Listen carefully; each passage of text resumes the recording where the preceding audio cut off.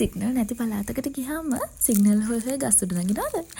මාත් එක්ක අන්බොක්ස් කරමු එහෙනම් සුපිරි පෝටබල් Wi-Fi router එකක්. මේ router එක අපි ඕඩර් කළේ දරස් එකෙන්. ඔයගලන්ට විස්තර කියන්නම මේක අන්බොක්ස් කරගෙන යන අතරතුර.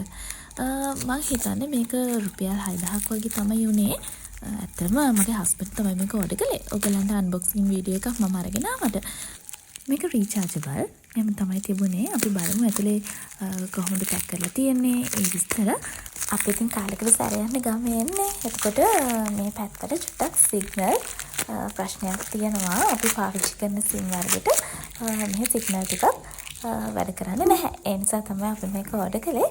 ඔයගොල්ලෝ ට්‍රිප් එකක් යනවා නම් නැත්නම් ගෙදරක දුර ඇතින් යාළුවෙක්ගේ ගෙදරට යනකොට මේ වගේ එකක් අරන් යන්න පුළුවන්. එතකොට යාට වීල් කරන්න ඕනේ නැහැ. ඔන්න ඔයගලන්ගේ පැත්තේ සිග්නල් නැහැ කියලා.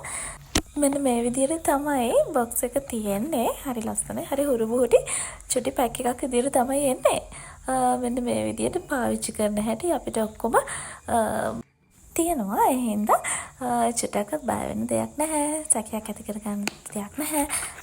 කොහොමද මේක කරන්නේ කියලා කාගෙන්වත් අහන්න උවමනාවකුත් නැහැ. හරි ඔන්න මෙන්න මේ විදිහට තමයි අපේ චූටි Wi-Fi router එක portable Wi-Fi router එක තියෙන්නේ. white color හරිම ලස්සනයි. හරි හුරුබුහුටි අපිට ඕනම තැනකට අරගෙන යන්න පුළුවන්. අපි ඒකත් මේ වගේ unwrap කරලා බලමු. හරි ඔන්න ඔය විදිහට තමයි අපේ portable Wi-Fi router එක තියෙන්නේ. ඒකට මම ඔයගලන්ට පෙන්නන warranty card එක මේ තියෙන්නේ.